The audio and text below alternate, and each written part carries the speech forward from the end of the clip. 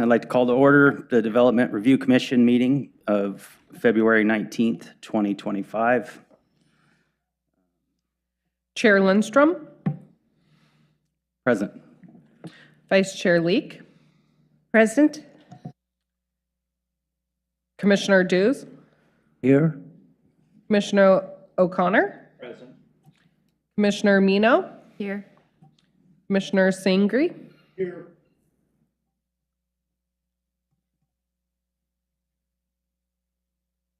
Before we get into the minutes, are there any changes needed to the agenda? Do we have a council liaison with us tonight? Okay. So with that, we'll move into item number 3 on the agenda. That's the meeting minutes for February 3rd, 2025. Do any commissioners have noted revisions to the minutes? No. If not, I'd ask for a motion to approve the minutes from February 3rd. I'll move to approve the minutes of February 3. I second. Sangri. Aye. O'Connor. Aye. Dews. Aye. Leek. Aye. Mino. Aye. Lindstrom. Aye. 6-0. Thank you. Moving right along. So jumping into item number 4, the public hearings. So this will be the public hearing for LU 24-0036/AP25-01, a request for modification of LU 23-001 and RP District wetland re-delineation, and further adjustments to RP District's 50-foot Protected Riparian Area, also known as a PRA. I'd like to ask Deputy City Attorney Boone to state the meeting procedures to the public. Thank you. Thank you, Chair. Before I start, I see in the audience staff and 4 gentlemen. I assume you're all in the applicant's team. Is that correct? And so I don't, for the record, I don't see any other member of the public present, and I'm advised there is nobody on Zoom waiting to testify, so I'm going to shorten that part of it up. So the public hearing process will begin with a presentation by staff and then testimony by the applicant up to 20 minutes. The time limit does not include time spent responding to questions from the commission. Testimony by attorneys, representatives, and witnesses on behalf of which a part of the presentation by a person shall be counted within that person's time limit. After the testimony by the applicant, if no other person appears, then there would be no rebuttal, and then we would move straight to deliberation. And deliberation would include a statement to the applicant by the commission of any proposed conditions of approval different than contained in the staff report, and the applicant's response to the commission conditions of approval proposed following commission deliberation. Stated in the public notice, the deadline for submission of any written materials was noon today. No written materials may be submitted to the commission tonight. Any person may, including the applicant, may request an opportunity to present additional written evidence by requesting a continuation of the public hearing. This land use request is to be considered based upon the applicable criteria and standards, which is listed in the staff report. It was available online and from the planning department. Evidence and testimony must be directed towards the applicable criteria. We ask that you identify to the commission the criteria standards you're addressing, so the commission may consider the testimony in relation to the criteria standards. If you do not, the commission is not obliged to guess which standards or criteria you're testifying about and may not consider your testimony in its decision. Failure to raise an issue accompanied by statements or evidence sufficient to afford the commission and the parties an opportunity to respond to the issue precludes raising the issue to the City Council and the Oregon Land Use Board of Appeals based on that issue. And the failure of the applicant to raise any constitutional or other issues relating to proposed conditions of approval with specificity to allow the commission to respond to the issue precludes an action for damages in circuit court. Potential conflict of interest declared on behalf of each of the DRC members to the extent of their business or employment, which each will identify. Unless declared otherwise, the respective DRC member does not have a known, present, or anticipated future business relationship with the project or the applicant. It's possible that a future business relationship could arise, the initiation, design, construction, or maintenance of the project through either the employment or business of the DRC member personally, or through relatives defined in ORS 244-020. So at this point, I would ask the commission members to please declare if you've had any ex parte contacts, including a site visit, if you have bias on the application, and any financial conflicts of interest, and please state your business or employment. Commissioner Mino. My name is Yuko Mino, and I'm an architect. I have not visited the site. I do not know the parties involved, nor have I had any ex parte communication. I do not have a financial interest or a conflict of interest in this case. I do not have a bias. I'm John Dews. I'm a retired architect. I have not visited the site. I've had no ex parte contacts. I have no bias or no financial conflict of interest in regards to this development. I'm Helen Leek. I'm a realtor. I have not visited the site, but I know where it is. I've had no ex parte communication with the parties involved, and I have no financial interest or conflict of interest, and I have no bias. My name is Larry Lindstrom. I'm a construction executive. I have not visited the site. I have not had any ex parte communications. I do not know the parties involved. I do not have any financial interests or conflict of interest in this case, and I do not have a bias. I am Russ O'Connor. I'm a retired senior project manager. I'm aware of the site. I have no ex parte contact, no bias, no contact or conflict of interest, and no financial conflict as well. I'm Dwight Sangre. I'm a retired civil engineer. I am quite familiar with the site. I have not visited the site. I have no financial interest, no professional interest in the project. I have, in my view, no bias at all relating to this project. Thank you. Is there any challenge to Commissioner's right to consider? Hearing none, Senior Planner Ellen Davis with the staff report, please. Good evening, Commissioners. My name is Ellen Davis. I'm a senior planner for the city. I just want to start with reading into the record one more exhibit we received, Exhibit E020, which we received after the memo that we sent out on Friday, but that'll show up in my slides, so don't worry. In my presentation tonight, I'm going to start with a short background for this site before I dive into the specifics for this case. So the site is located on Goodall Road, kind of near Lake Oswego High School, and the site is part of a 9-lot serial partition. So our focus tonight is going to be the southern 3 lots, lots 7, 8, and 9, but I wanted to show you just kind of in general that the reason it's 7, 8, and 9 that I'm referring to is because there's also a 1 through 6 ahead of it, just to give you some context there. So back in 2022, this site came in through an annexation into the city and did a wetland boundary mapping. And then also in 2022, the north partition 1, 2, and 3 was approved. In 2023, the applicants came in for development of the middle and south partitions. We're going to focus on the south partition, LU 230011. And that request included not only a 3-parcel minor partition, but also official delineation of the RP district, modification of that RP district as well. And that project was approved. The plat was sent off to the county to be recorded last September, so that was all approved. But focusing on the RP district modification portion of that past application, I'll also maybe call this buffer averaging or protected riparian area, PRA reduction. They're all the same thing, where we just all might slip into different terms because there are a lot of different terms for this. So regardless of however you call it, the idea behind buffer averaging is that you remove 1 square foot of protected area from the protected area and you add 1 square foot of protected area somewhere else on the site. So it kind of gives you a 1-to-1. I'm taking away 1 square foot here, I'm putting 1 square foot somewhere else. In this case, there's also a second layer to that after you figured out that 1-to-1, that there's actually a 1-to-5 ratio when we're looking at mitigation plantings. But that's something that's really far down the line. You're not really going to hear me talk much about mitigation tonight, since that's something that's very clear and easy to do with a condition. So we really need to get this application dialed in the 1-to-1 ratio of square footage removed, square footage added, before we can even talk about shrubs and trees and those numbers. So that's just a little background on that area.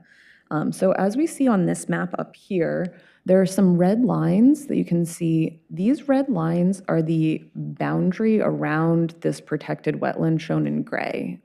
And so these areas with black crosshatching are areas that the applicant back in 23 were trying to remove from that protected area so that they could have more easy building areas that are more regularly shaped.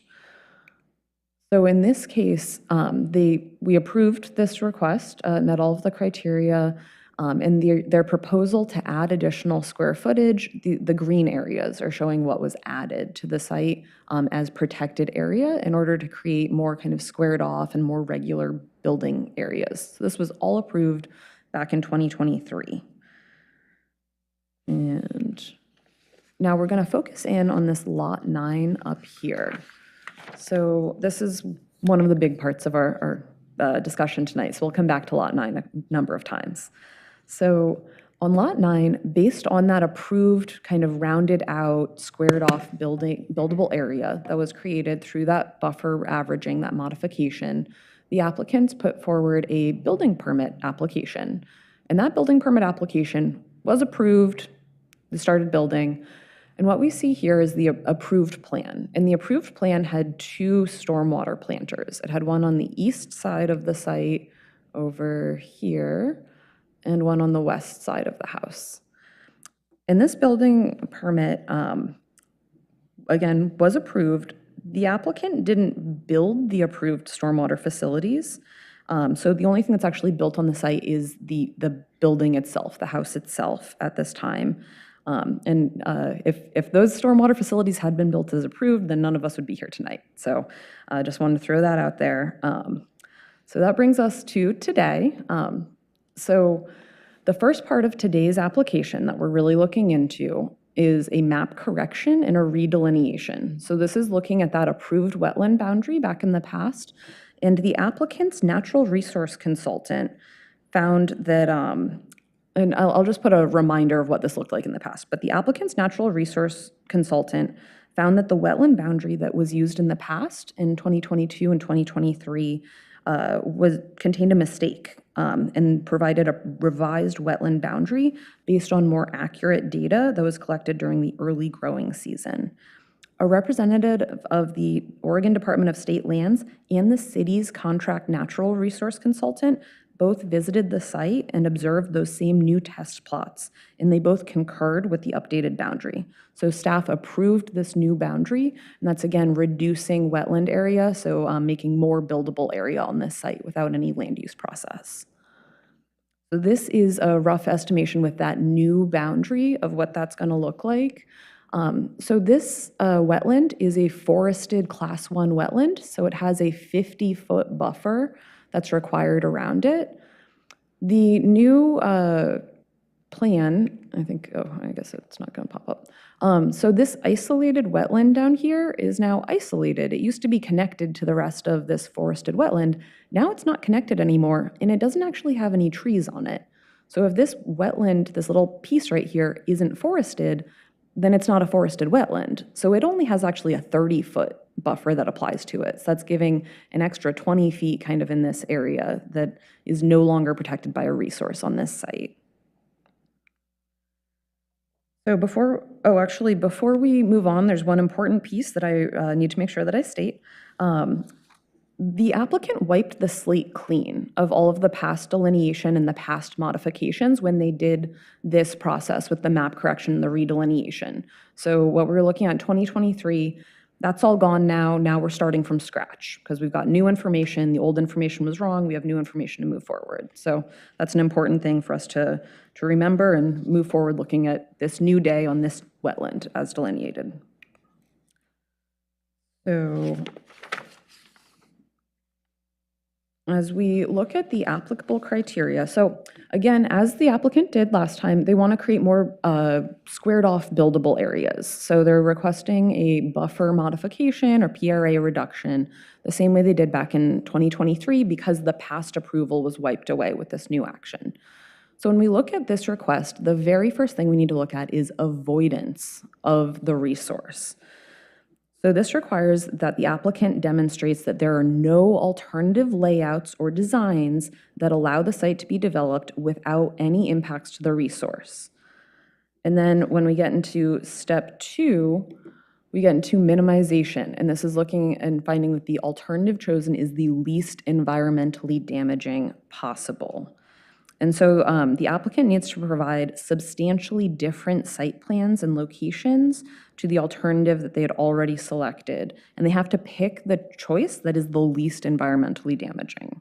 Not the owner's preferred option, not the option that's the quickest or the easiest for the contractor to build, but the least environmentally damaging option. So after the applicant shows that they've looked at different site plans and minimized impacts, then that's when we can look at mitigation, kind of other things. We're going to stay on this for a while. The mitigation, again, just comes up kind of later. So when we're looking at lots 7 and 8, the wetland didn't change on this side. So the same arguments that applied in LU 23-0011 still apply. Staff was actually able to pull from the applicant's materials from that past submittal in order to support the applicant's application so that we could approve this requested modification on lots 7 and 8. It's essentially the same request. It's got a very slight, just over 100 square foot reduction in impacts to the resource. So it was so similar, we were able to just kind of pull from that those past materials that the applicant provided and say, yeah, this application still holds water, and we recommend approval of this buffer averaging on lots 7 and 8. And I'll also note that after the staff report, there's some confusing language in the staff report about buffer area for lots 7 and 8.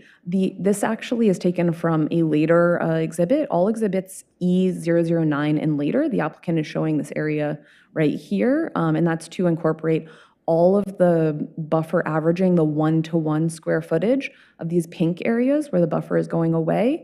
All of that is encapsulated in the blue areas on lots 7 and 8. So there's no reason to talk about that area being made up on lot 9 anymore. So just to clear up why there was kind of that lingering discussion about mitigation or area for lots 7 and 8 on lot 9, that can all go away now. This staff recommends approval. So again, going back to the other side of the wetland, and this is the side that changed. So it went from a lot more of the site being covered by a wetland to a lot more of the site being available for development. So we've got this whole area in blue now on this site is all open to development. And actually the area between the blue and the red, some stormwater facilities, decks, accessory structures, things like that can be placed in that area with some specific standards. So this whole blue area and kind of all the way up to the red line is all available for development, again, without having to come to this commission or go through any land use process. So the first, I'm going to go through some of the alternatives that the applicant has submitted and grouping them kind of together to get through this a bit quicker. So I want you all to keep in the back of your minds that the deck and the pool that are shown on this and all of the plans moving forward are all conceptual. They haven't been submitted for a permit, they haven't been reviewed by staff, they haven't been approved, so they're just designs on paper for now. So now here on the upper left is the only site plan that was submitted with the staff report. This one staff site plan didn't meet the applicant's burden of proof to show that they have considered alternative site plans and that the development cannot be redesigned in any way to avoid and minimize impacts to the resource as required by the code. Then we've got another pretty similar site plan that came in. This was in response to the staff report and staff's denial of the Lot 9 modification. And this plan, you can see, is pretty similar. We've still got some intrusions into the wetland over here. They're just kind of cleaned up some areas that had been shown as an intrusion before around the pool, which was never necessary. Actually, the pool was outside of that resource to begin with. So we've got that all cleaned up. But essentially, we're still asking for the same area to be adjusted out of the wetland up in this area.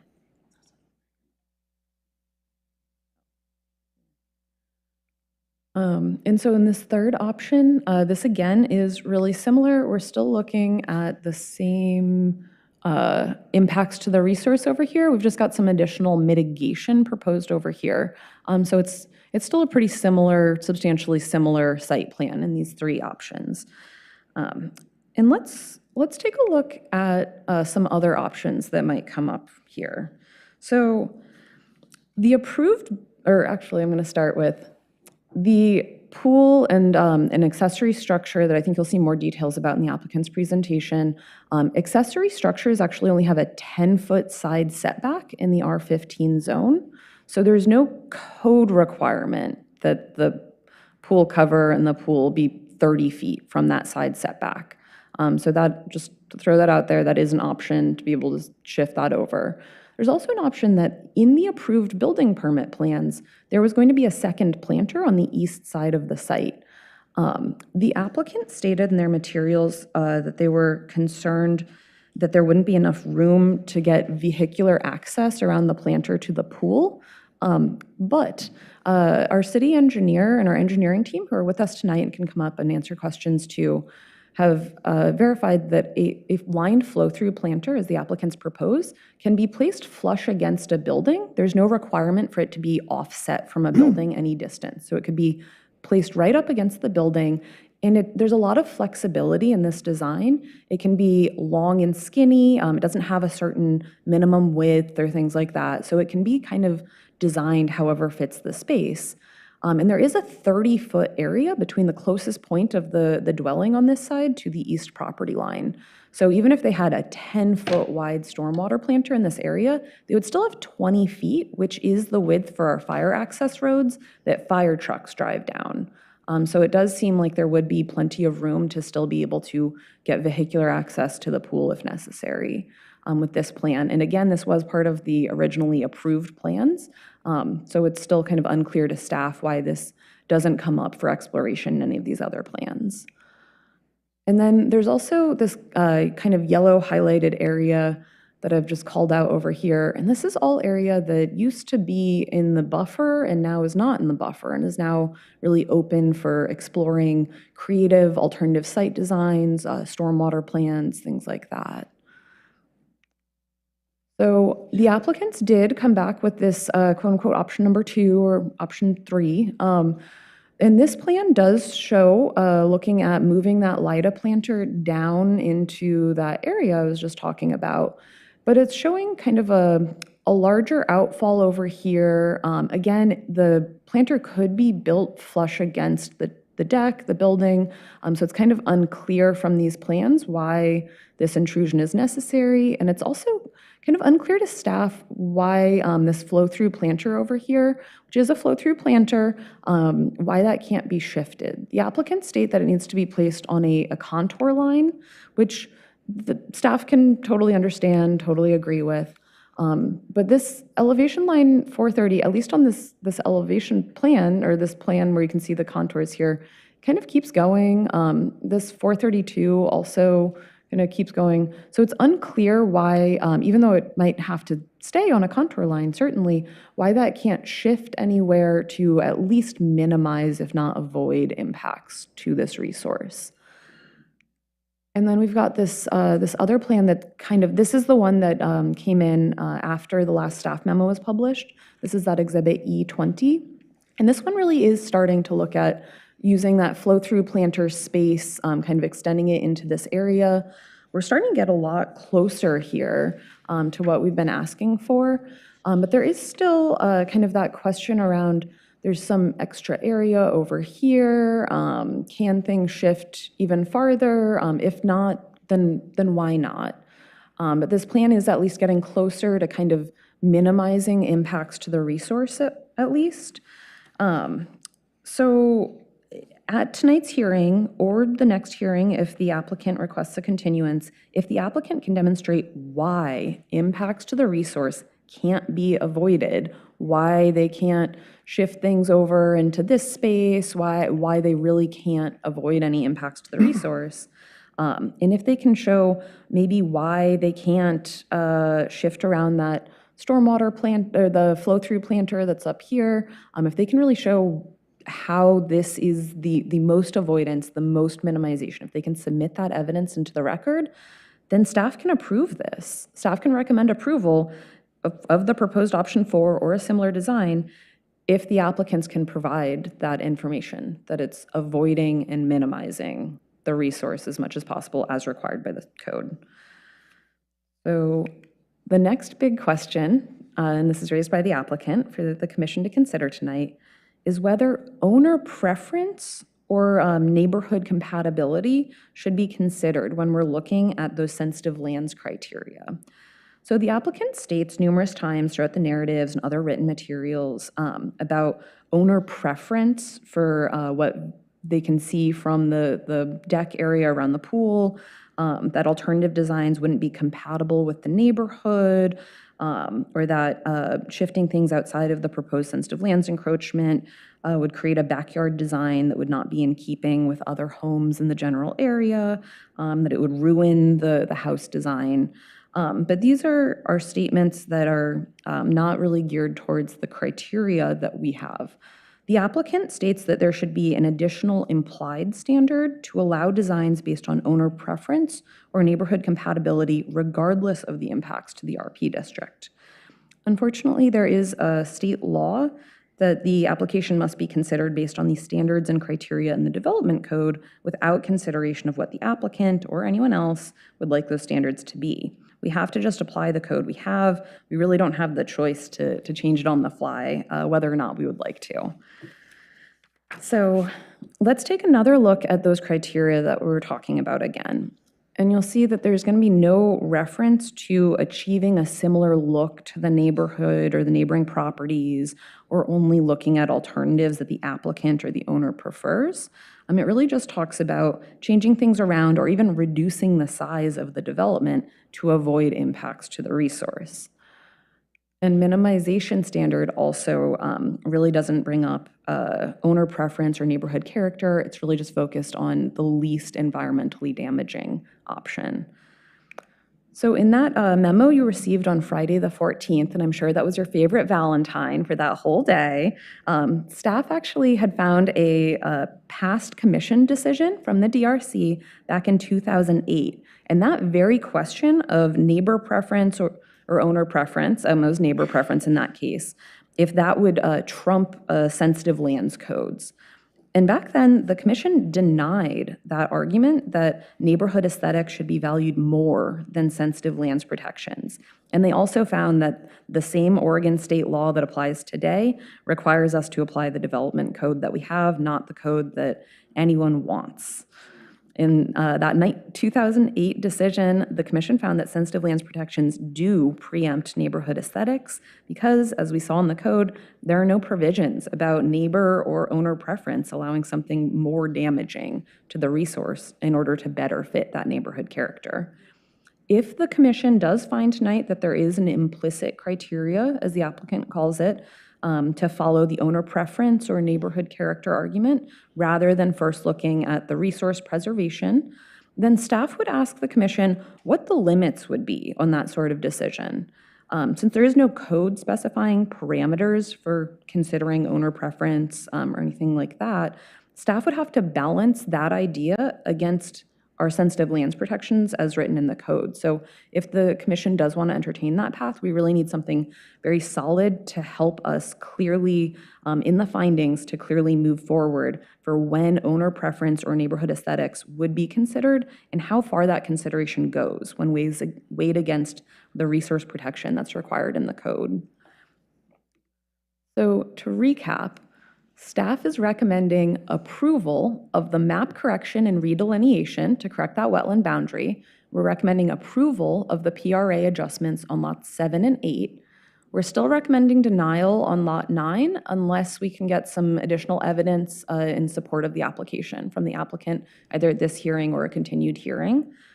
And then we also are recommending approval of the applicant requested that one of the conditions from the staff report be cleaned up, since it, again, was talking about kind of an area of land that is now accounted for on lots 7 and 8 anyway. So if a modification on lot 9 is approved, then this condition, we recommend clean it up to have an at least 23-foot width for the new buffer area that they would be creating, and that was the applicant's proposal. Staff agrees. There was also a condition in there about mitigation area, and that would just need to be updated with the square footage if the decision changes to approve modifications on Lot 9. And that is the end of my presentation. I know that's there's a lot of information there, so if you do have any questions, we can definitely go back through some of those slides.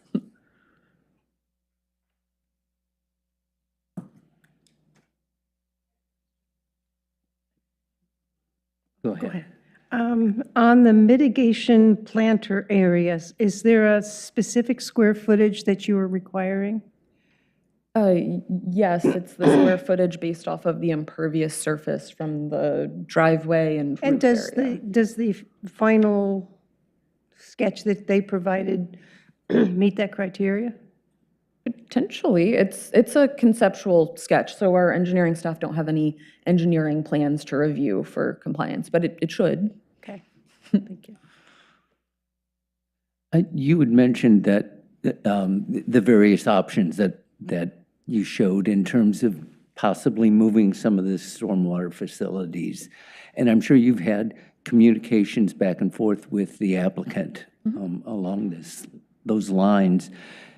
Have they given any definitive answer as to why they haven't been able to make the adjustment that the city's looking for? Yes, so there was that concern about vehicular access, which I already addressed. There were also two other items that the applicant brought up. One is that they don't want the planters to be flush with the building. That's not a requirement of our code at all, or no like physical circumstance or anything. And then there's also, they present these ideas about elevations, and they state that the elevation of these flow-through planters needs to be lower than the finished floor elevation inside of the house. That's not the case, according to our engineering staff or my colleagues that I could probably call up here instead of muddling through this myself as a planner. But the elevation, so these planters are capturing the roof area. So anything that's below the roof, this is my understanding as a planner, it will gravity feed into that. And so it doesn't really matter what the finished floor elevation is inside of the home. And if the applicant does want to kind of dig down, excavate further to locate it lower, then that's allowed, but it's not really necessary for the design of the feature and kind of what stormwater it's supposed to be capturing from the roof. Thank you. So I've noticed that there's been, of course, we had a lot of material that we were looking at, a lot of different options, but I'm hearing the most encouraging words from you on option number 4.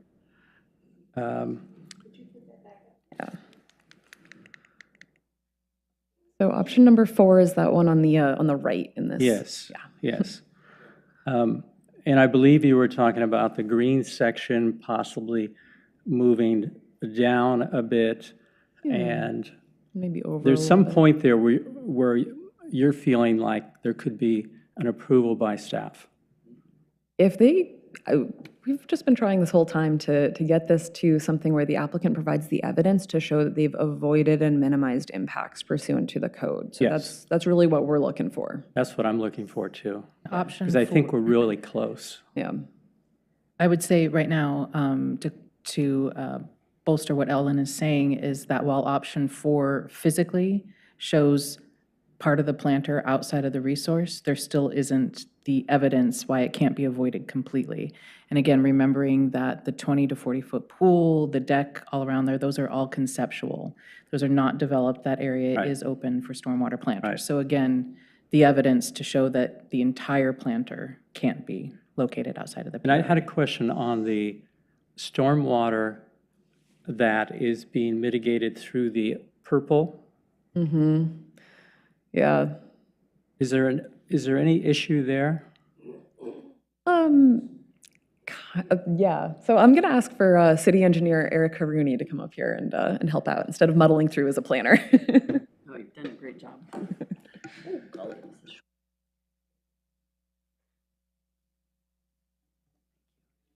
Good evening, Commissioners. I'm Erica Rooney, Public Works Director and City Engineer. Okay, let's see. Let me make sure. About the right thing. This area right here is a separate facility from what is required for the green. It is addressing water runoff uphill off the site here. If this green were to move out of here and, be more green down in this area, then there's absolutely no reason this couldn't move uphill. Again, following a contour line that is, it's very hard to see in this detail because it's small, but there's another contour line up here. So it too could shift up while this green, if you will, moves down and fills in all of this white space that's available. Is the purple area underground, or is it also an exposed planter? Yeah, that's a flow spreader and, goodness, what did I do? So that, to clarify, that purple area is the outlined area, the part that's highlighted purple is the impacted area in the PRA. So the green is a stormwater light-up planter. The blue that's coming down, so there's the blue square, and then it turns into the kind of the tube, that is the flow-through planter that's getting uphill stormwater. Okay. Down. Now, this flow-through planter does not have any direct advantage to this property, right? This advantage is coming from flow from lot number 4 and some other areas, I Well, believe. it makes it so it doesn't flood from all the water coming downhill. So there's an advantage to it. Well, what I not- mean, it's not it's not caused certain. by it. Let's be careful about the words we use it because it is kind of imperative. This is a flow spreader. Yes. Sorry, I want to be careful. So this is taking care of the water that is uphill from here, if you will, goes Yes. off-site, you can't see it. It is separate from this green, which is Right. associated with this house and the driveways.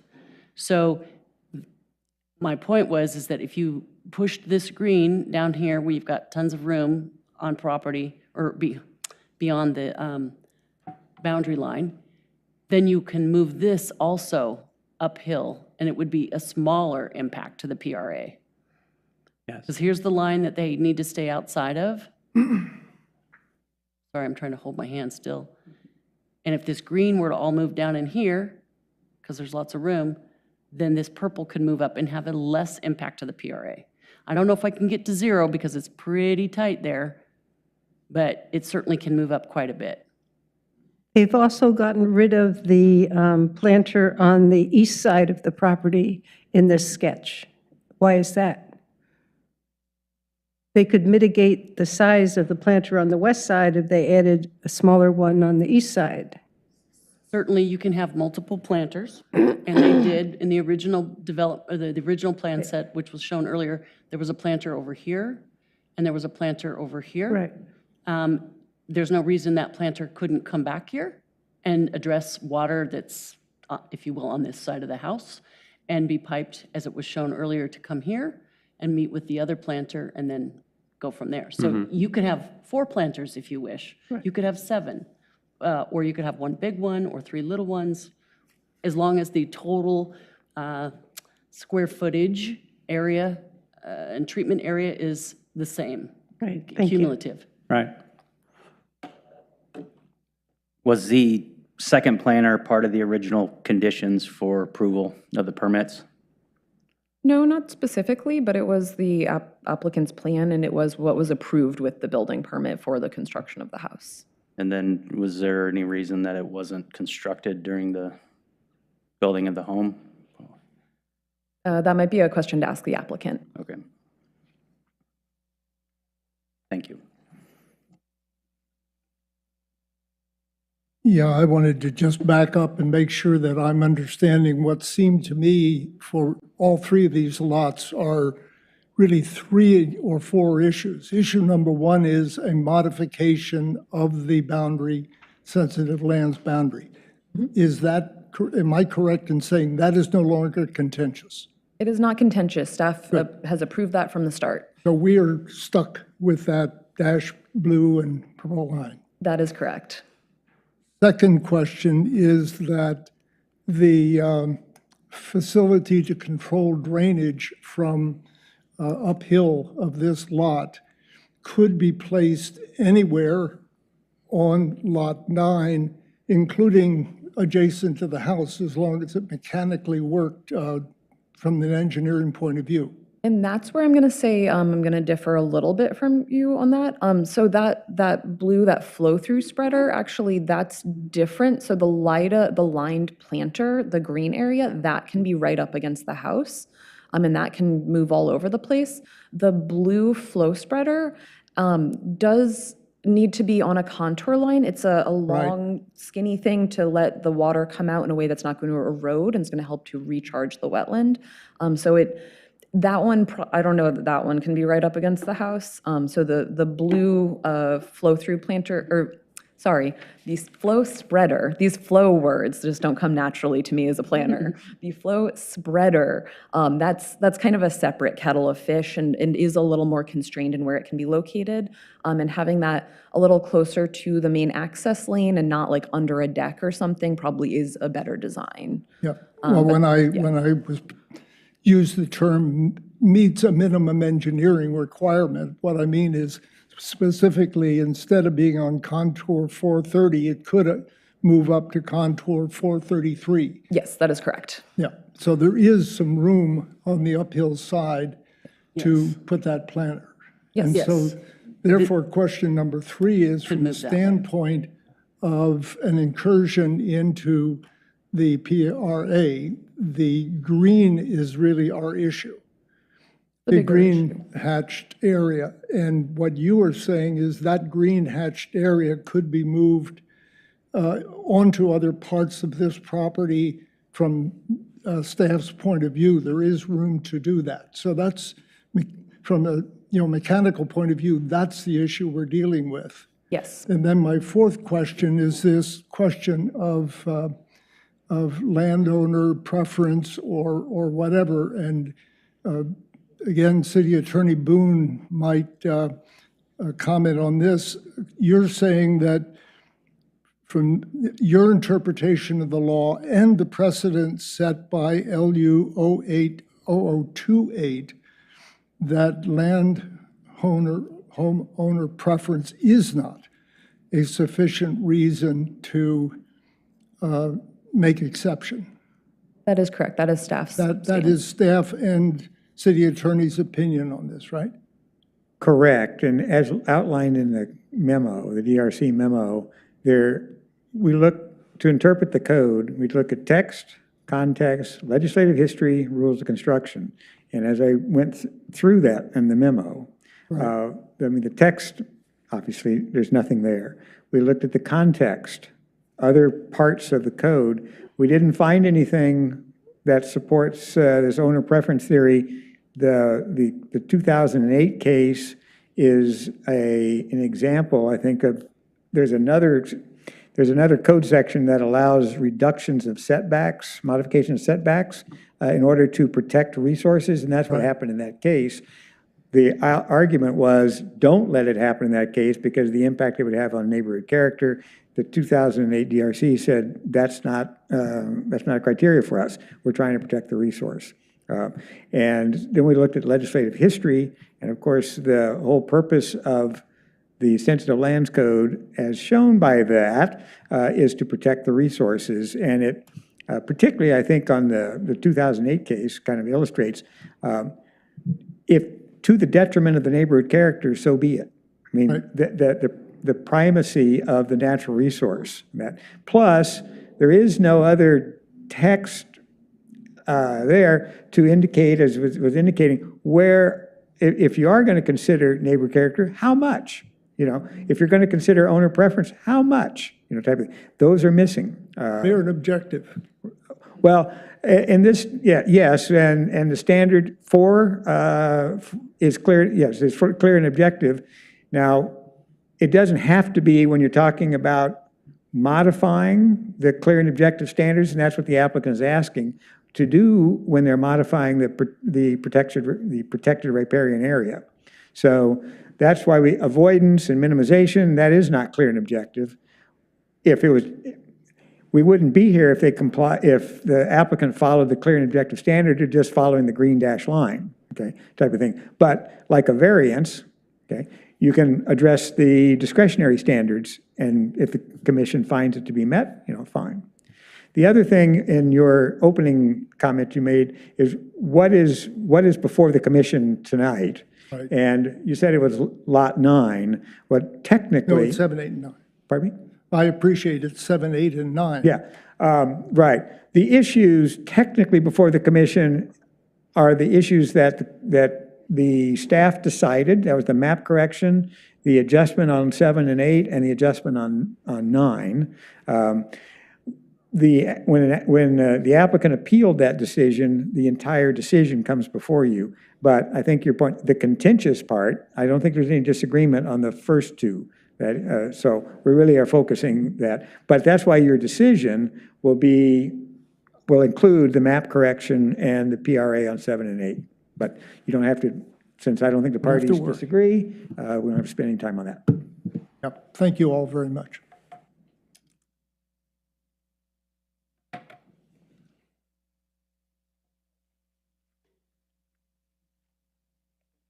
Excuse me. And with that, are we moving into testimony at this point?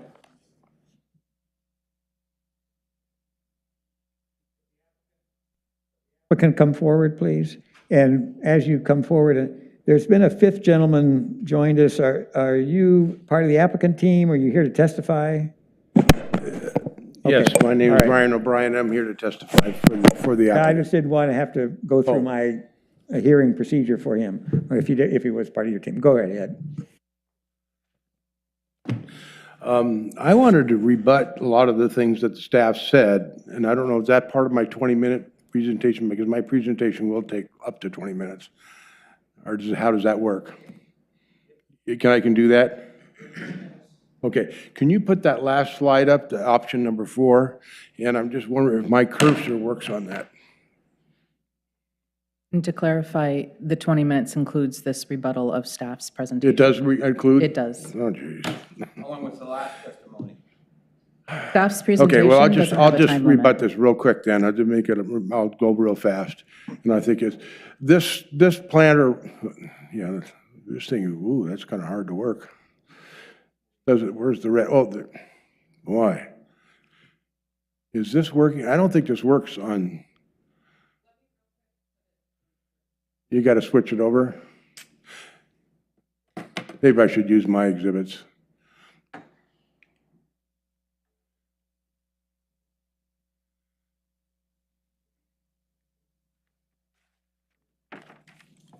Do you think it'll work now? Okay, good. Okay, this storm flow spreader is a concrete pad about 2 feet wide. The water comes into this area and hits this pad, and there's 5 slots there. It's 31 feet long, and it just spills over. That comes from a subdivision that's way off this property. It's not even on our property. It's adjacent property to the east, and there's an old system there. And, pardon? Did somebody say something? I didn't go yet. There's an old system there, and it's failing. It's a city requirement that we're doing, so it has nothing to do with our project. We'd just soon not even do it. I think really that's something that the city should be able to actually, but we agreed we'd go ahead and do it, and it's actually a condition of approval. What I did on this one, just to look at how we can make it bigger, I moved the planter from here to here, so it goes up 1 more foot in elevation, which causes a 16% increase in the size of the lighter planter. So every time you move that uphill, that lighter planter increases by 16%. So it goes from 1,290 square feet to 1,500 square feet. Now, because we wanted to use this outfall, the storm flow spreader, we wanted to use that for our outfall for our lighter planter. Secondly, we have 4 sets of utilities in this area. We have a sewer pump station, a pump for the house, and also a gas generator. We have 2 electrical lines, a pressurized sewer line that goes up to here and out, and then also gas lines that go into here. they're using up all the 10 feet of area here. There's no way we can move the planter. We'd have to rebuild all of those utilities. It would be pretty expensive. Secondly, we're going to show that this LIDA plant, we wanted to do an infiltration planter, not a concrete bottom. We're very much opposed to those concrete bottoms that become septic. It's going to have a concrete planter walls around it and then an open bottom so that we get infiltration. The city staff required this storm flow spreader because they wanted to feed the wetlands. So by an open bottom here, you end up with more infiltration, which I think is actually better. Plus, the tank won't become septic. So if you go closer than 10 feet to a building, then you got to do a concrete bottom. And we'd soon not do that. I think it's better for the environment not to do that. So that's what we have in this particular situation.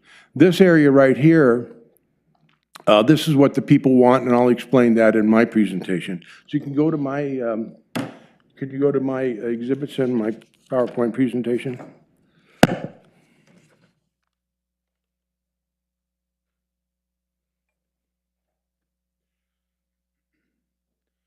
So what this shows is I'm trying to explain what mitigation is. The mitigation, and it indicates up here, oh, excuse me. Yeah, right here. It says,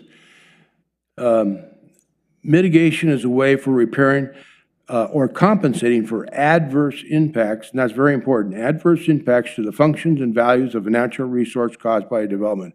Our wetland consultant said there's absolutely zero impact. We're dealing with a piece of property that was a grazing area for horses for well over 70 years, highly degraded.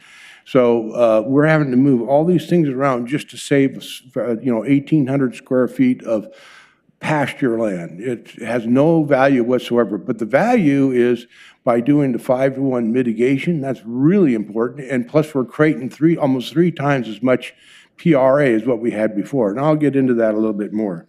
And the second part of this, oops, keep on thinking, I'm thinking this is the wrong button here. This area right here, it talks about recognizing that true replacement of mature, complex natural resource systems is difficult and can take many years. Mitigation is discouraged by first requiring that avoidance of the development sitting within the resource explored. Then, that is, if that's not possible, then action should be taken to minimize the damage. We can replace that PRA area in one day with planting because it's just a grass field right now that's heavily it's got, footprints from the horses over the years, so it's really highly degraded. So this code is really set up for high quality natural areas with trees and vegetation. And in some of the jurisdictions that I deal with, and I've dealt with just about every jurisdiction in the Portland metropolitan area, when you have a high quality resource area, and this is not even a wetland, this is just a protected riparian area, it's a 50-foot setback from the wetland, that if it's very high quality, you can't ever go into it. And I think that's what this code is intending. So you're treating a highly degraded, probably the worst buffer that you could possibly imagine, comparing it with a high quality buffer. So I think there's got to be some discretion when you're dealing with that type of a situation. Okay, I'll go to the next one here. Oops. This is a very important slide right here. This area right here was the original encroachment. City staff allowed us to get 4,150 square feet of encroachment. Our new encroachment is about 1,400 square feet. You can see this area right here. And I think this is important because before we had, the city staff allowed 4,000 square feet of encroachment. We're asking for 1,800. And the only reason they had that much encroachment is because we needed enough area for the LIDA planner, access into the site, and typically 3-car garages. That's what we negotiated. But that was well before they even proposed a house on this property. So what we found now with this new house, originally we had an access that came down here. These people have a garage on the lower level, and that's the problem with the LIDA planter on this side, is that the basement is 12 feet below the planter. And they're afraid, our engineer and the builder is afraid, why would you want to put a planter that's going to have water continuously when you have a basement right below it? And that's a very expensive house. It's a $7 million home. The owners are totally against that. Now, the city, I think, is carrying some liability by requiring that when we know all we have to do is go over here, do a little encroachment into a highly degraded buffer area, and that eliminates all of this liability potentially. Now, keep on saying about this floor area. Well, the floor area, the bottom, it's a fully living area. It's a multi-generation house with 3 different generations.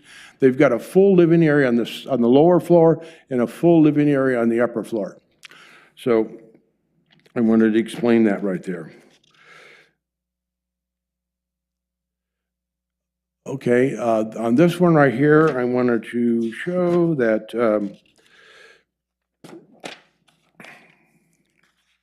I don't know, is that going back? Oh, the forward area, I know, I'm sorry, I'm goofed up. Okay, we'll get around here. I've already explained that, so what this does up here,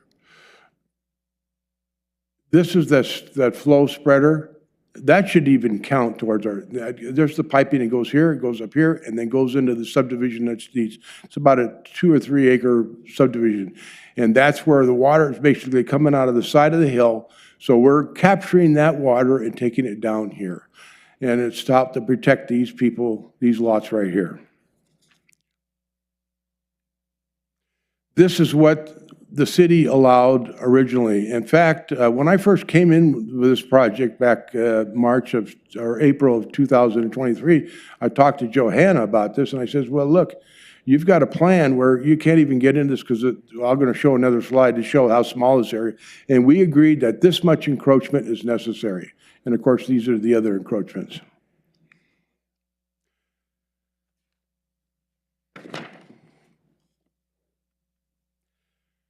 This one is very important.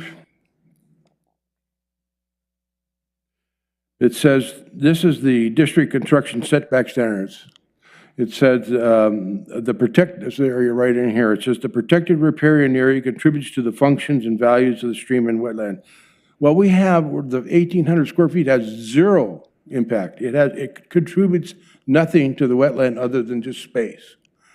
But what we're doing is by doing our additional creation of PRA, I think I'm going to show you how we're actually making everything better. Then you go down to this section right here.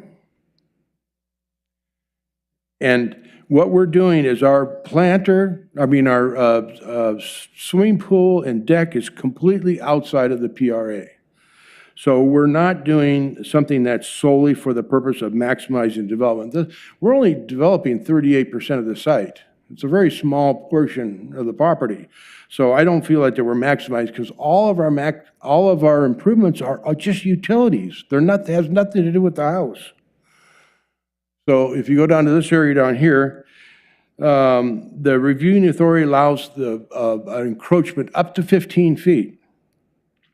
And then at the very bottom, it says a qualified professional demonstrates that an adjustment will not reduce functions and values of the resource. And that's exactly what is in our reports, is our significant natural resources. There's no impact, and there's, it's not a problem with it at all. Okay, now this next slide. This is the report from the our wetland consultant. Read this little section right here. I'll read it to you. No net loss of the resource will occur, and the functions and value of the resource will not be damaged. But as I mentioned before, we're going to do a 5-to-1 mitigation. You don't think that improves the quality of the buffer and the wetlands? And then on the bottom part here, it says, the additional area for the LIDA planner is for city-required facilities and does not represent an expansion of the PRA for a house or related facilities. It's only for utility. He mentioned because of that stone forest flow spreader, but we're actually doing it for our actually water quality facility. Then this is city staff has already indicated that they're not going to have a problem here. And he says basically that the proposed PRA expansion of 577 square feet between lots 7 and 8 is a good one. And it has to do with the wildlife corridor. Okay, then we'll go to the next slide here. Up here it says, in the event the proposed southern and eastern LIDA facilities were to overlap, either an extreme storm event or if the LIDA outfall were somehow plugged, I'm concerned, this is from our civil engineer, by the way, I'm concerned about storm overlapping that could occur and where those flows might end up. And then the bottom down here, he says, no damage would occur to either the proposed residents or existing residents if we located the LIDA planter on the downhill side, which is at the low point of the property that are below the elevation of the bottom floor, the basement elevation. We're basically about 1.5 feet below the basement elevation. And then right here it says, it makes much more sense to place the LIDA facility in its current western location. The western LIDA option is the most reasonable storm management approach for Lot 9 residents, in my opinion. That's our civil engineer. Okay, we'll go to the next slide here. This has to do with the avoidance.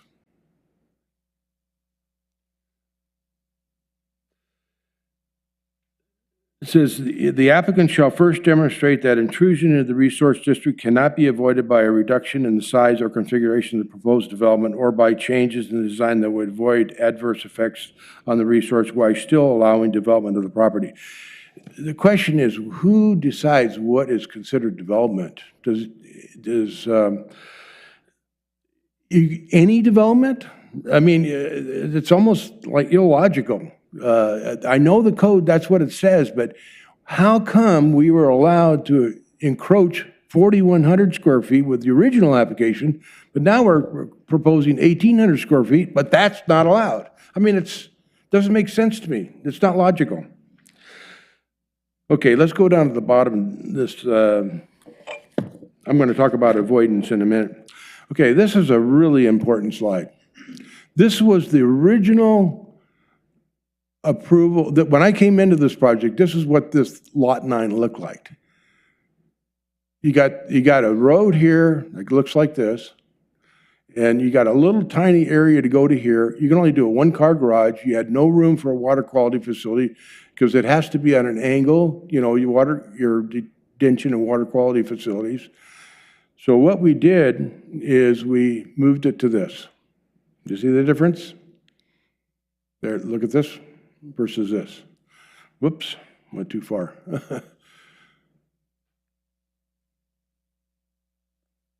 Now the problem is the house that's being built on this property, they used up a lot of the area. And that's the problem we've had with all these lots. They're all too small.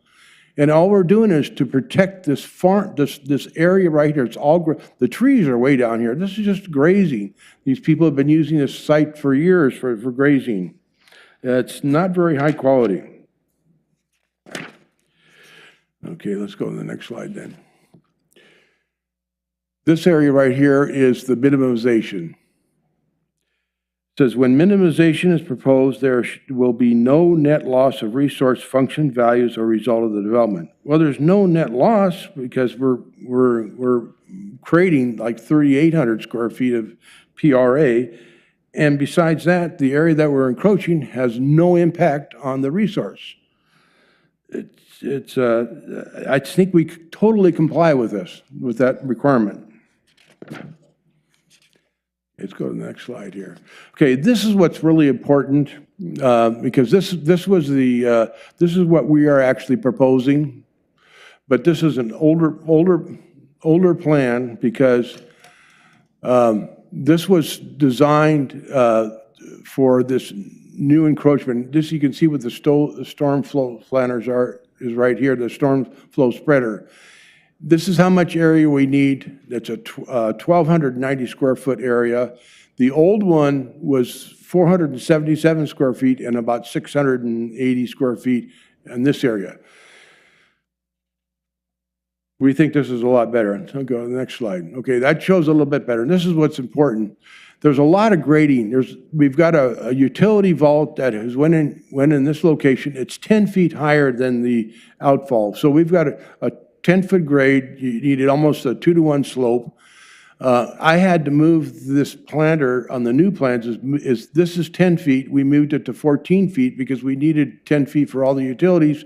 And we've got a retaining wall that extends 3 feet past there. So that picks up 3 feet, 10 feet for the utilities, leaves us 1 foot of tolerance. Okay, here's the original plan. This doesn't work because we're too close to the vault. It's already installed. We've got all these utilities here. We're only 5 feet away, and it really doesn't work. And here again, this is where the storm sewer pipe stubs out to the property to the west, or to the east.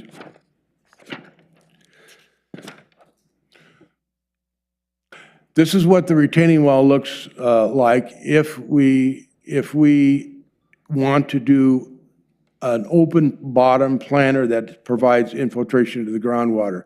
This is a 3-foot encroachment. So if you have 10 feet for all the utilities on the west side of the house, 3 feet here, we really need 14 feet to make this thing work.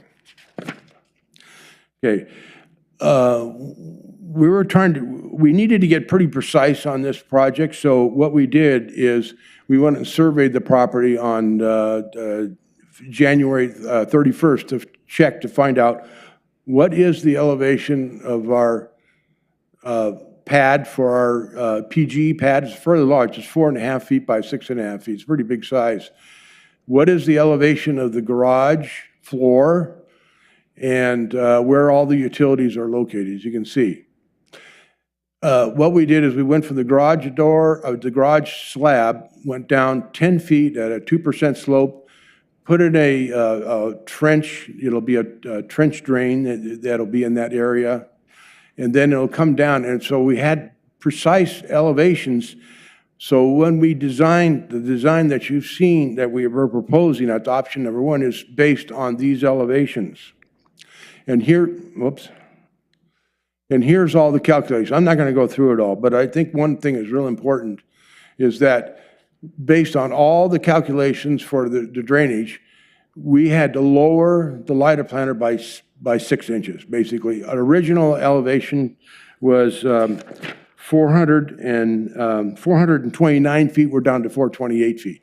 Now, if you go to option 2, where you're moving the lighter planter down, the elevation drops down to 427 feet. Well, that's why we have to have more encroachment for number 2, plan number 2. Okay, next slide here. Staff wants us to move this lighter planter to here. We're absolutely, totally against that. Why would we move a planter that's going to have continuous water? It's only a 25-year storm anyhow. What happens if you have a 100-year storm? It's going to overflow. What happens if we have a light earthquake? It cracks. What happens if water gets into this building because of this facility? It's far better. I've been doing these projects for 40 years. I have never designed a water quality detention facility that's above a floor elevation. The bottom floor, this is 12 feet above the bottom floor elevation. It's totally the wrong thing to do. I can tell you right now. Mr. Chair. Now, pardon? Just a note that time has expired. It's up to you to decide whether to provide additional time or whether the commissioner should inquire. Let's hear some more. You okay with that, Larry? Yeah, I don't have much more. I could probably finish it up in 5 minutes. This slide right here shows that we don't have much room. There's a 5-foot grade differential. There's a bunch of trees along this area. And what I wanted, those tree roots encroach into this area. Well, if for some reason the DRC is going to deny this project, as requested by staff, then we'd like to extend this hearing. I want to finish my presentation, but extend the hearing until the March 4th hearing. And we'll go ahead and survey those trees on this side and show you why this area, the trees encroach. Now, the reason, this was the original building area. maximum. They've always wanted to have a swimming pool, as we show. And we were able to do that because we got the wetland delineation changed. I went out and dug a bunch of test pits out here, and I found, we don't have any water here. It was an assumed water elevation, so everything was wrong. That allowed them to put the pool in. But we said, well, we need access. We asked staff if we could do a temporary access to over here to build the pool. They said, nope, you got to do it over here. But we got the planter in the way. That's why we moved the planter over to here. Now, the other thing that this planter does is the reason it's here is because of all these other areas that we have. That takes about this much of the house, but we're going in a reverse grade to be able to do that. And the reason why we did that, because originally this was a road straight up. We had LIDA planters up here. This road was elevated about 8 or 9 feet above the existing grade. Well, since they've got a garage down here, we had to redo it and put this steep driveway going down into here, and then another driveway, which is a lot better slope. It's only a 5% grade coming into the garage up here. So they have a 2-car garage down here, 3-car garage. This was too steep for us to put the LIDA planters here, so we decided to move the LIDA planters over to here, and we did this just so we get a building permit. But that was before we knew that we could get a pool. So, things change, and that's what happened here. This is a plan that we have. Because of the LIDA plan, we have to remove all the trees in this particular area. We haven't removed them yet, and the owners don't want to remove them. But they will, but they have enough room to remove them next to the tree to get an access back here. But they'd like to keep this buffer. There's also a tree buffer down here. Okay, this is a real important portion of the property. Okay, this is why we have this little PRA creation here. As you can see all the vegetation along here. Most people that have developed have cut off these vegetation corridors for wildlife. But by doing this wildlife area here, the PRA creation, we connect with all the vegetation here, which allows wildlife to get down in this area, birds, and allows them to continue on to these bigger areas. So we think that's a really good, and staff has agreed that that's a good thing to do. Okay, this is what's really important. This is a particular design that they have. Like I said, there's 3 generations. There are going to be younger kids living here. This is a sliding glass door that opens completely up to the area. They want to be able to sit out here, watch the kids in the pool. And we've already calculated, if I have to move the LIDA planter over to here and not have without a bottom, we'd have to move the pool from here all the way over to here. Totally destroys the design of the house. They want to have an outdoor living area. You got to remember, these houses are going to be around for a couple hundred years. And why in the world would we want to change this design? It's a beautiful design to save 1,800 square feet of useless, almost useless land. And we're going to do, 5-to-1 mitigation. Okay, here's another side how it looks. Okay.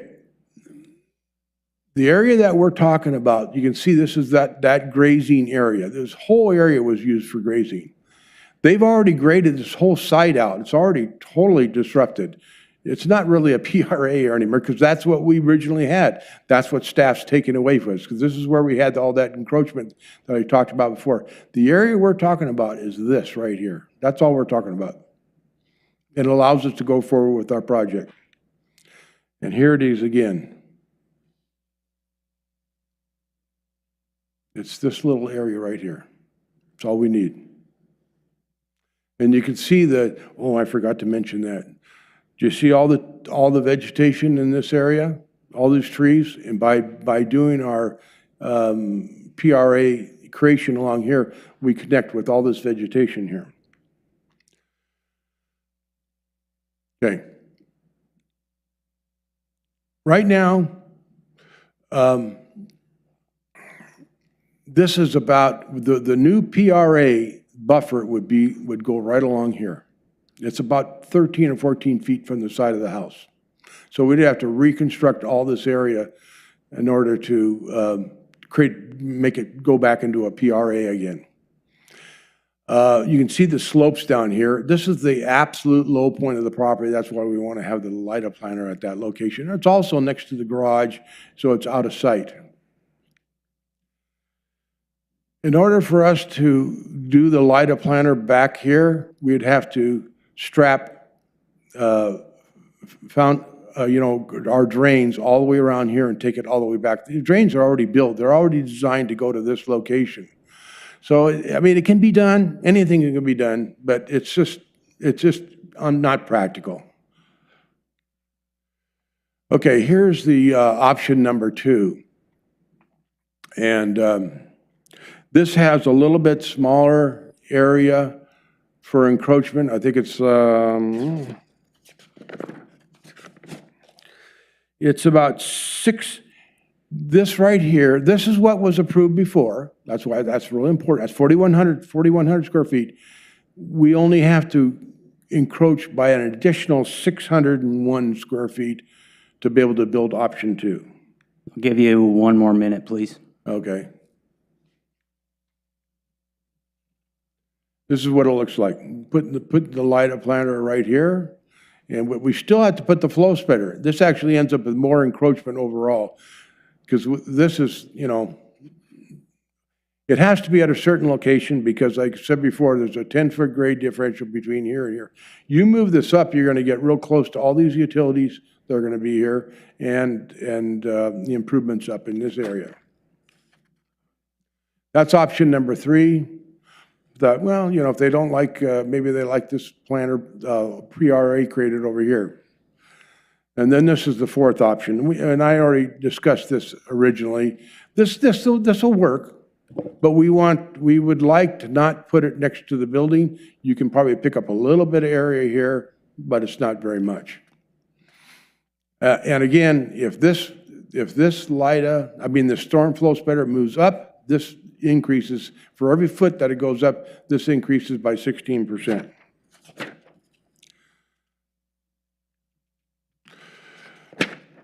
That's it. Thank you. So can we take a break? And I would like to speak. I'm the developer. Is that okay? 20 minutes for the applicant's presentation has been used up, and actually, you were given an additional, I believe, 10 minutes. So if you would like to continue the hearing until March, I believe, 3rd. Come on now. This is where this What I am explaining to you, Mr. Satterberg. This is real simple. Mr. Chair, you're in charge of this meeting, so we finished the applicant's testimony. Does the commission have any questions? That's usually the next process. Yeah, that's where they're giving you an additional 10 minutes when we could have cut you off. Working for the client. We want to speak. Vertical development, and I'd like to say a couple things too. I'm not part of the land development. I'm building the house. So to the question, Mr. Boone, the 5 to 10 minutes for those in favor, that got eaten up by the additional 10 minutes given to the original? Well, the 20 minutes for the applicant, I inquired of that gentleman. All 4 gentlemen over there said they were the applicant team. Okay? I'm the developer working for the. You're part of the applicant's team. You hired the applicant. So they have testified for 30 minutes. Okay. It's up to the chair. You can extend time, but really, 30 minutes, and if the commission wants to inquire, that is usually the next. That's kind of why we're here right now. I don't have any. You guys won't work. What with was anybody explained on to this Ryan project. O'Brien when he asked how many minutes he was given for a presentation is 20 minutes. That's been clear to him in the notice of public hearing. That was clarified for him by Ellen Davis. And then we also clarified that for him again in a separate email. And I explained that 20 minutes was for the entire team. I noted that the 38-page PowerPoint presentation was extremely long, and I also knew that he wanted to bring 2 other people to testify, and I said I encourage you to think about that because you do have a time limit of 20 minutes for your presentation.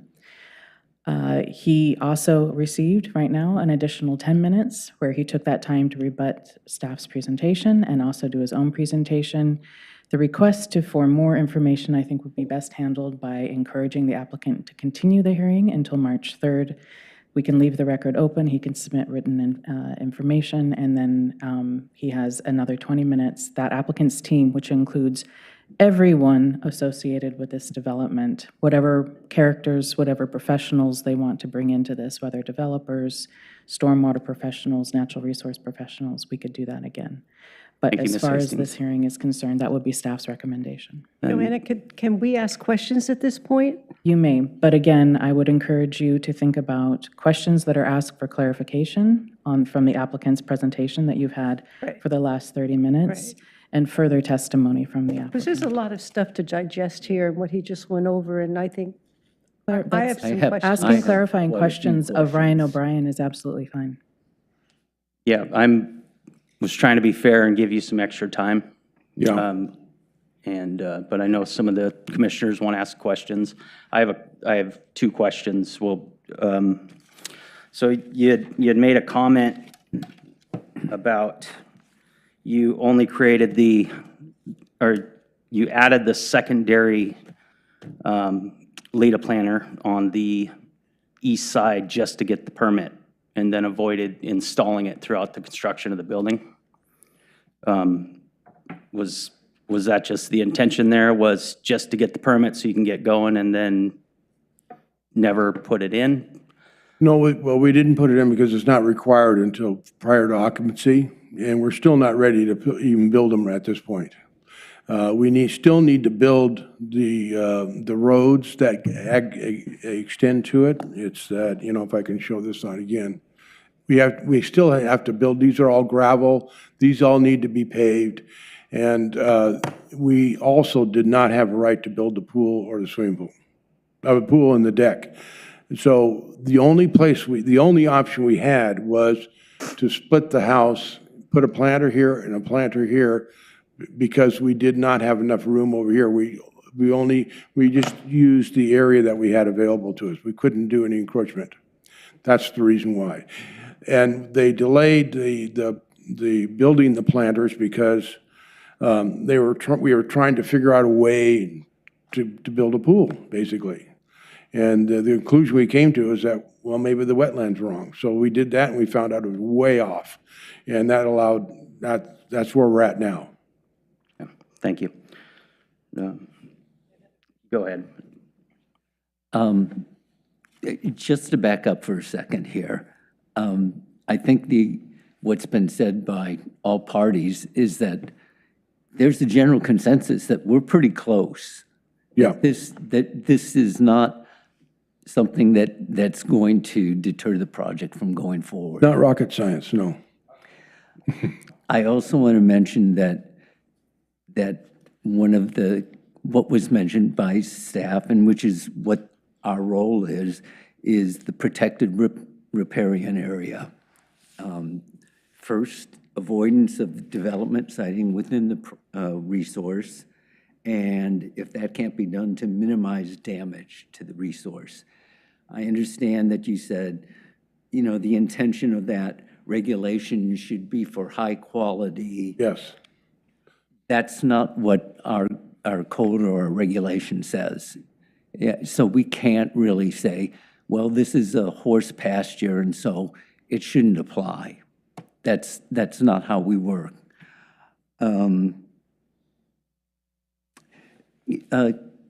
Could you show, you've got option 4 up here, good.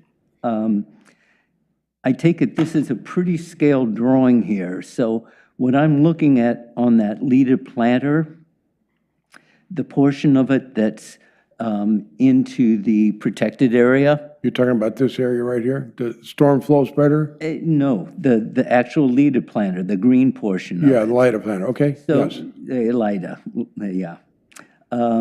It's 1,500 square feet total, and that looks like it's no more than half, even less than half of that square footage that's protruding into the protected area Yes. right now.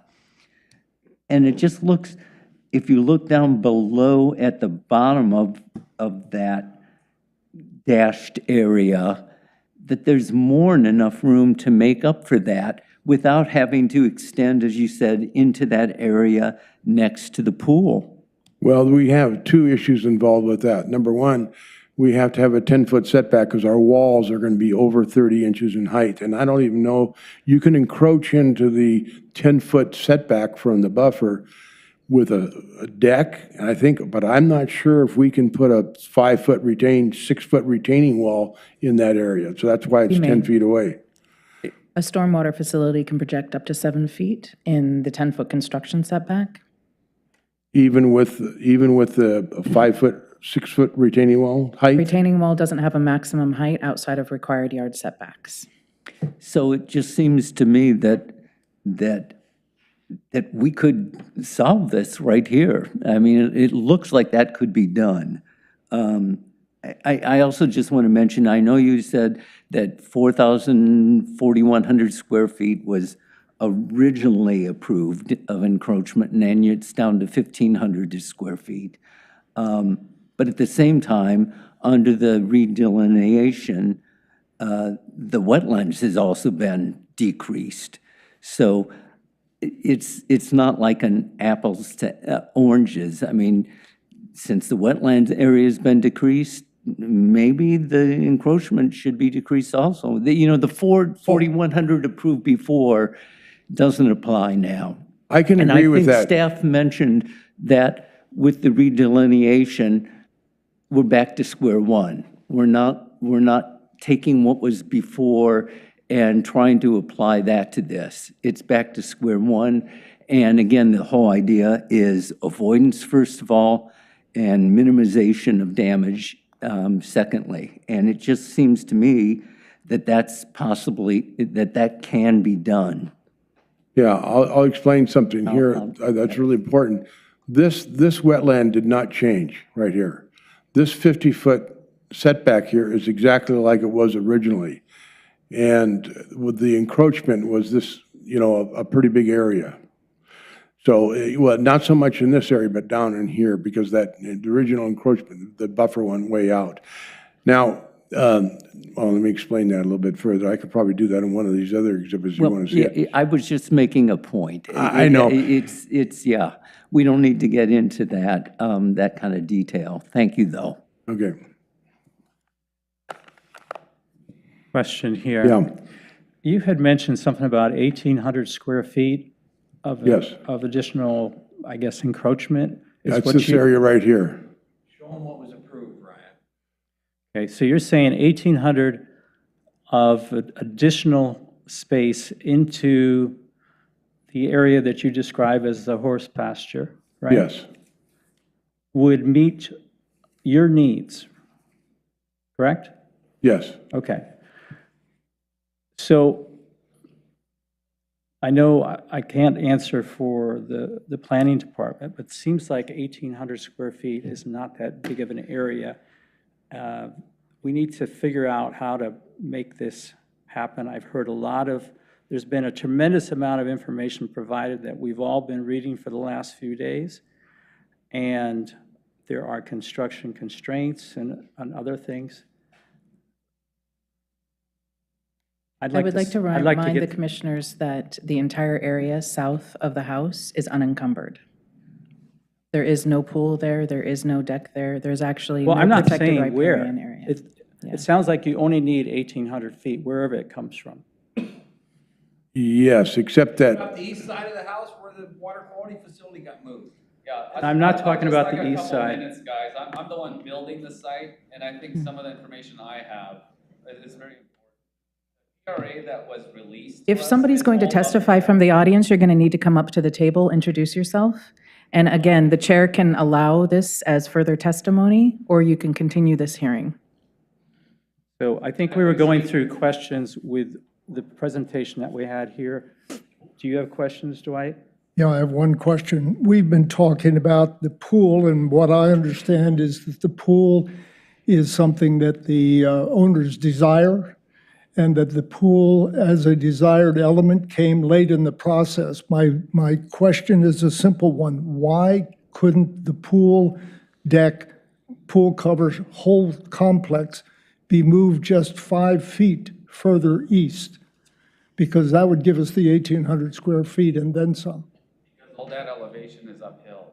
Well, I Again, appreciate it's the uphill. testimony from the audience, really quickly, the testimony from the audience is not being picked up by the microphone, so everything that you're saying from those chairs is not being recorded as a part of this public hearing. So please, either come up to the table and answer a direct question from the Yeah, commission, my and you're welcome question to do really that. to you is, the staff has the opinion that there is room in the representation shown here, let's say on option 4. They think there's room to put additional LIDA area in here, and they have not proposed moving the deck and the pool 5 feet. If you move the deck and the pool Yeah. 5 feet, does that give you more room that you could use? Yes, we can, except that, I went back to this slide. We've got about a 12-foot retaining wall right here. Moving uphill is going to make it a lower retaining wall. No, it has to be flush with the house elevation is 448. We're a lot lower down here, like 436, 12 feet lower. So if we put the LIDA planter up against here, we can't do the infiltration planter. We want, if you say 10 feet away from the retaining wall, then it can be a LIDA planter without a bottom, which we think is better for the environment anyhow. It could be done. It could be done, but the tremendous extra cost, and you're not going to save that much. Yeah, you've used the word several times, it could be done, or yes, I could do that, but, and I think that's my dilemma as one of the commissioners. The regulations with respect to avoidance say if you can avoid it, then you need to avoid it. And that's the dilemma that I have. Because you're saying, yeah, we could do it, but it's going to cost more, or it's going to do this or that. Well, you can't have infiltration when it's closer than 10 feet. That's the problem. You have to put a concrete bottom on it. Yeah, that's my only question, Mr. Chair. So I want to, sorry, before anything else gets said, I want to make sure that the DRC is not feeling compelled to design a stormwater planter at the dais. So again, continuing the hearing, so you have sufficient time to look at the information that the applicant has provided either up to tonight or additional after this hearing would be recommended, rather than trying to do this on the fly. Thank you. Yeah, Request a few minutes to speak, please. I'm doing the vertical development here as the builder. Yep. Take a seat and explain who you are, please. Introduce yourself. This mic on? Yep. Yeah, my name is Bill Krasnogarov. I'm doing the vertical development on this site. And I'd like a few minutes to speak if you could allow.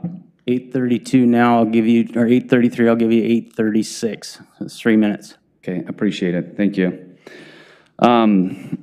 Yeah, the reason I want to speak is because I see that there's a lot of miscommunication here. And on behalf of the planning staff, there's a lot of dishonesty in the fact that they are changing the criteria on the fly, especially determining what's possible and what's impossible. Some things you could say are possible, but they require things that are impossible to do on site, and especially in a residential setting and construction limits that we have. Currently, the site is sloped, and maybe you can't see that in elevations on the photos that were provided by Ryan, but there's a lot of slope on this site. The current location for option 1 already has retaining walls that are about 8 feet tall for us to accommodate for this facility. Moving them any higher would increase the height of those walls. So currently, with an 8-foot tall retaining wall, we have footings that are spanning about 6 feet in width. And I'm giving you approximate widths on that. If we increase those walls and try to expand the LIDA planter uphill towards the pool area, we will have 12-foot plus walls for this facility, which is impossible to do in a residential construction setting. It just doesn't make sense. We are not taking away the wetlands. We're not impacting the wetlands. We're just relocating PRA, protected area, and we're applying that from a one-to-one setting. The staff here says that they need multiple perspectives or multiple plans to satisfy the burden of proof of options. The initial submittal for the 4,100 square feet only had one option that was proposed and one option that was approved. They're saying they don't know why we are having to place a certain facility in a place. They know exactly why, because our engineering plans, they have elevations, they have outfalls, they have wall heights, and they're ignoring those details that are very important when designing a facility like this. And recommending to place a facility like this that's only rated for a 25-year storm against the building with living space down below impacts the safety of the people living there. Moving the pool to the east does not give us any benefit because we're carving into a hillside that gets taller and taller the further we go. And I think there's a lot of weight and a lot of dishonesty. And I'm actually shocked to see this because I'm originally a refugee from an oppressive government that was abusive to our family. I came here in 1989, and I'm seeing something very similar here to where there's no logical reason for us to even be going through this when everything is spelled out in the plans. And if there are any questions, it's not difficult for us to just answer those questions if there is a question. That's your time. Yeah, thank you.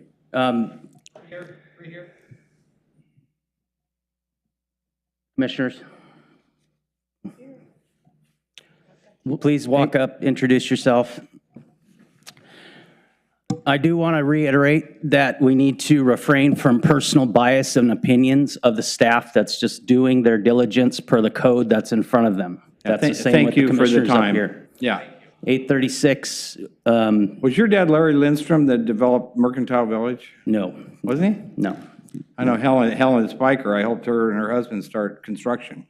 We worked together to get a program going. And the issue that we have here on this house is here's the house. How many minutes are you allowed, should I put on the clock? 3 minutes. It's 8:37. Give me Here's the 8:40, house. please. You need to address who you are. John Satterberg. I'm the developer, right? I look a little older. I'm sorry, Helen. Yeah. Okay.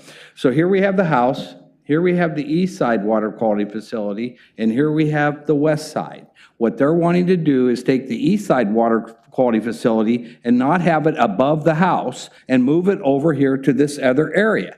Now, if we took the east side of the house and made that a PRA, okay, you've got plenty of room on the west side to put the lighted detention in without any issues. This is really, really simple. But staff won't allow that to be a PRA on the east side because they don't think it's acceptable. What we have here is a creek going down the middle of the property, and we did a wetland, and then we added another 50-foot of buffer. So we're asking to put this PRA in this buffer, okay? But we're going to move some of it. And the other issue we have here, the reason we have a wetland is the city's water facility has leaked into this property for over 30 years. It's no different than me leaving a hose in your yard and leaving it on for 30 years, and you go, well, whose fault's that? So we are actually filing a lawsuit tomorrow. We're going to file against the city. The respect we receive from you and the fact that we ask for help and they say they're too goddamn busy. That's all I got to say. That's it. This is really simple. To clarify, the stormwater coming from the east is not a public stormwater facility. It's runoff from a private subdivision. It was approved through the city, but it's a stormwater facility associated with a private subdivision. Thank you. I would just like to say that with an urban growth boundary, all the good land is gone. And so what we're trying to build on now is the lesser grade of land. And this is a tough site. And I also think... I'm sorry, are we in Is there a deliberation? question? No, my question is, can't the city be a little more accommodating in this and still follow the rules? What we're happy to do is approve this application, and what we've been very consistently telling the applicant is we're happy to approve a protected riparian area modification that first shows that they have absolutely avoided all possibilities that they have explored all opportunities that avoid impacts to the resource. The fact that that they've also requested to reduce the resource and opening up more land that is not encumbered. Again, we have been through this with the applicant multiple times. All the information that you have, we have also seen, plus. And we've basically said, so far, every single option that you've provided to us is not avoiding an impact. The fact that you are using the pool and the deck around the pool as a constraint, an artificial constraint, because that's not been constructed, it's not been approved, it's fully conceptual at this point from the city's perspective. I understand the applicants, definitely the property owners want it. But what they're starting with is with that pool location and then that deck location as 100% set in stone.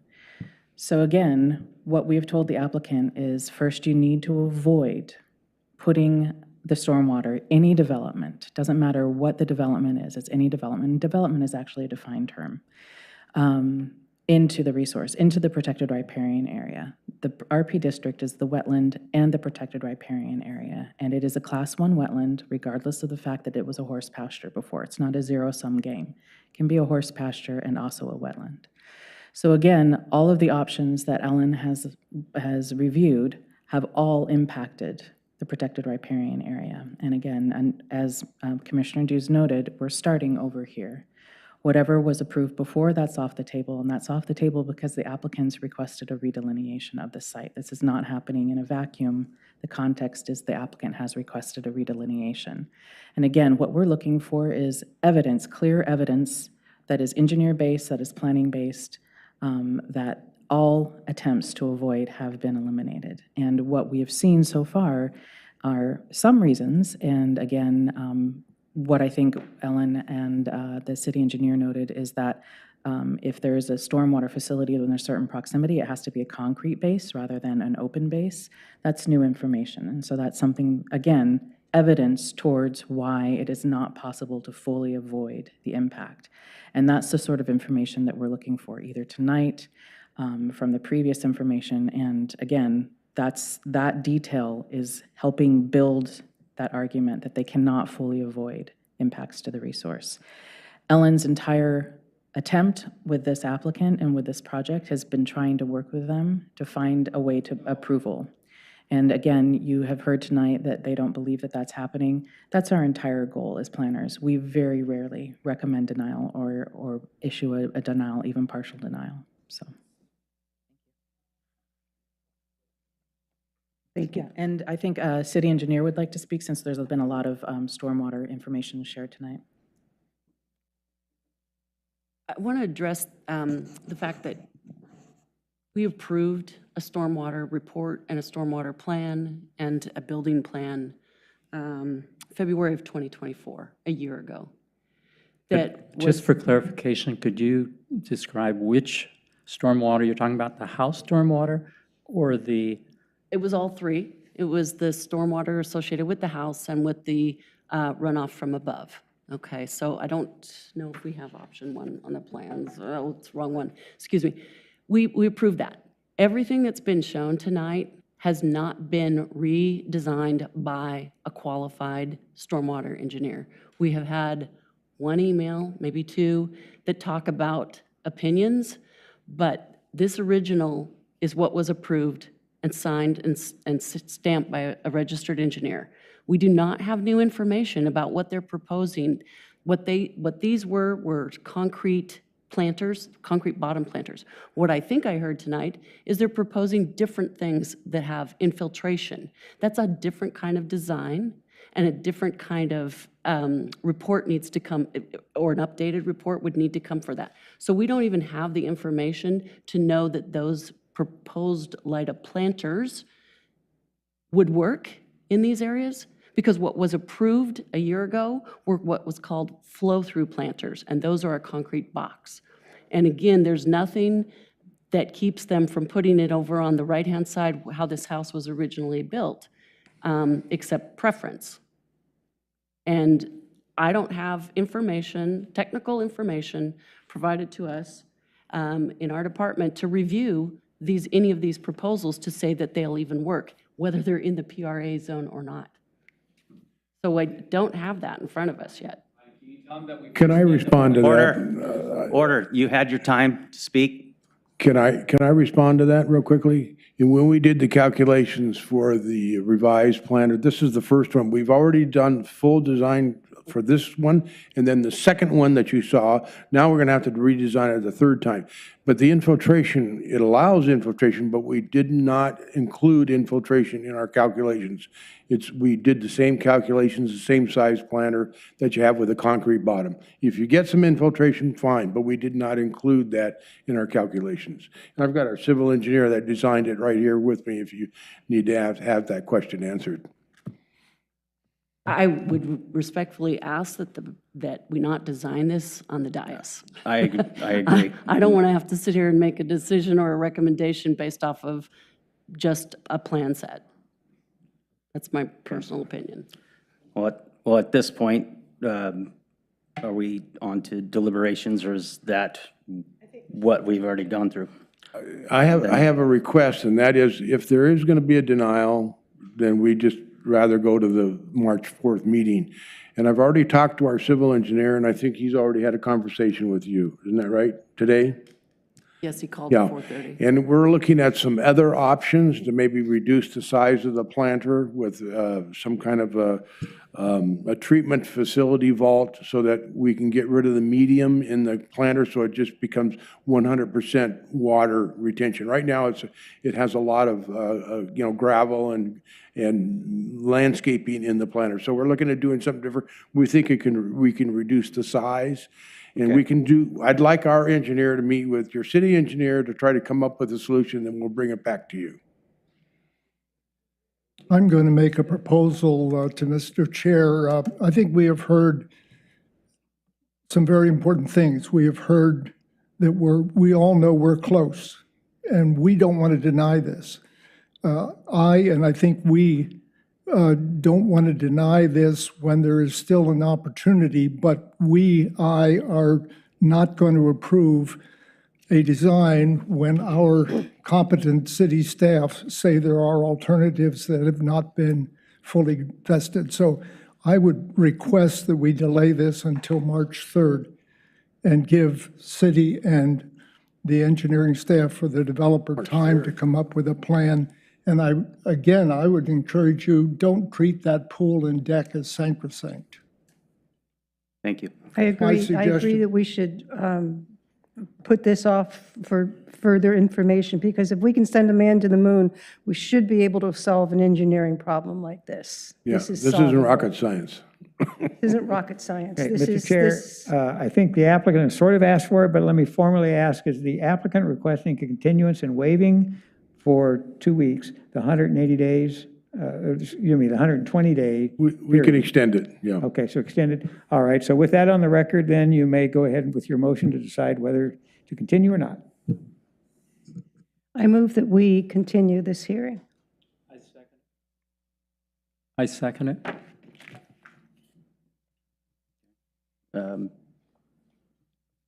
Call the vote. Sangri? Aye. O'Connor? Aye. Dews? Aye. Leek? Yes. Mino? Aye. Lindstrom? Aye. 6-0 to continue. Thank you for your consideration. Thank you. Right. Thank you. Then from that point, are we moving right into management update? Yes. Thank you, Commission. I wanted to let you know that yesterday, the City Council here held the appeal hearings for the 2 tree permits at 233 EE Avenue. That was appeal, well, the whole tree number and the whole appeal number. I'm sure you guys are still familiar with it, so I won't recite those into the record. The council did approve the AP 24, tentatively, sorry. The council tentatively approved AP 24-04, which is for the 22 trees on site. There was some conversation about AP 24-05, which was for the 18-inch hemlock that needed to be removed for, at the very least, alley improvements. The council directed the city engineer to review their standards and come back to the council on March 17th.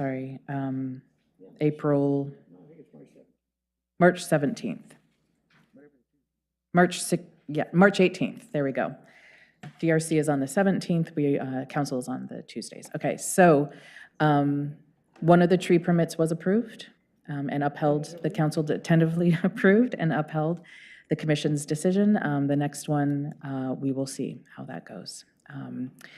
So that's the update on Joanne, that. just Yes. for clarification, you're talking about the one 18-inch that was in the alley area, Yeah, right? that was put off. Yeah, okay, thank you. The city manager, Martha Bennett, did say that there's no guarantee when the city engineer comes back to the council that they are going to find any way to preserve that tree, but they basically paused the hearing procedures to allow for some further exploration of that. And I will let you know what the outcome of that second hearing is. We do have, did you have another question about that? Absolutely, no, fine, go ahead. No, please go ahead. Okay, I just wanted to let you know that we have received a second appeal for another cottage cluster. It happens to be right across the street from the one that you heard recently. It's at 310 G Avenue. It's for a total of 8 trees. The same appellant for the 233 E Avenue has filed an appeal for those 8 trees. So we will be coming back to the commission on March 17th to hear that appeal. I do expect a number, because it's the same appellant, I do expect a number of the same issues to come forward. So hopefully, although it was a lot of information to read through the first time, hopefully it will be more familiar to you on the second round. We are working on putting together that historic preservation standards presentation that you all sounded interested in getting. We're looking at April. The impetus behind that, the next major alteration or the potential major alteration to the Anglers Club, that has not moved forward at all. So again, it kind of takes the urgency out of it. Our HRAB, the Historic Resources Advisory Board staff liaison, Paul Espy, is working with the same company that did the presentation about a decade ago, and they're revamping that, and we're looking at one of the meeting dates in April. So we may not have something on the agenda. That may be the only thing on the agenda. Is that still okay with you, or would you like to move it to another night where? What night would that be in April?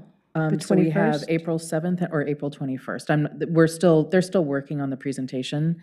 And so Paul Espy, the HRAB liaison, asked me, which meeting date in April would be best. And I said, 7th for me, because I will not be here on the 21st. okay, I can tell him to aim for the 7th. Yeah, I'm open until I'm okay. Open. Okay. I was going to ask if you wanted to meet on Zoom for the next hearing, but we will be in person. So thank you very much for your patience tonight. I know it's a lot of information for you and a lot of emotions, but I appreciate your flexibility in allowing the applicant additional time. I'm not sure that we got any clearer. Hopefully with additional time to look at the materials and possibly with even more submissions from the applicant, we will be able to come to a resolution. I just wanted to put it into the public record. What was said by the applicant tonight in contradiction to that, I believe that planning, engineering, our entire city staff works with the highest integrity and professionalism, and that's certainly my feeling. I believe I speak for the entire DRC in that. I just want to go on record with that. Appreciated. Thank you, Commissioner. Add me to that. absolutely. With that being said, oh, go ahead. I want to know when the fun stuff starts. Yeah, so as we I want to thank everybody's patience tonight. It was a long one. I'm still getting comfortable in getting my feet dug in here into this position, but I appreciate everybody's input. The thorough reports from the city staff is amazing. The input from all the other commissioners, the guidance, everything. A little frustrating night, but we got through it. and I'm looking forward to the next one. So with that, I'm going to move to adjourn the meeting. Thank you so much, Commissioner. Thank you.